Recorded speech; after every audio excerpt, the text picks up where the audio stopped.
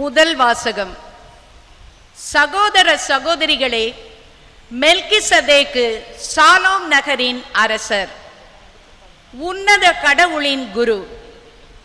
Abraham அரசர்களை முறியடித்து திரும்பிய பொழுது அவரை எதிர்கொண்டு போய் அவருக்கு ஆசியளித்தார்.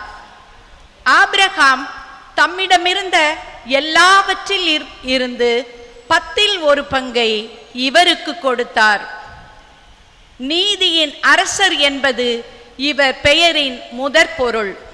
மேலும் இவர் சாலேமின் அரசர்.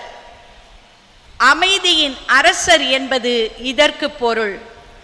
இவருக்கு தந்தை இல்லை, தாய் இல்லை, தலைமுறை வரலாறு இல்லை.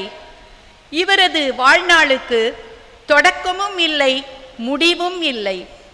இவர் கடவுளின் மகனுக்கு ஒப்பானவர், குருவாக என்றும் நிலைத்திருப்பவர்.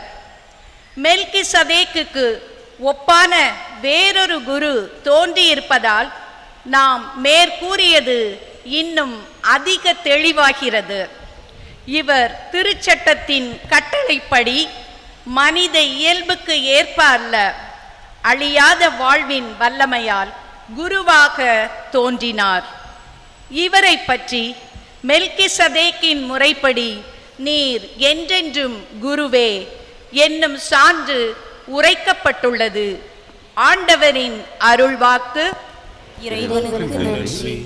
பதிலுரை பாடல் பல்லவி. திருப்பாடல்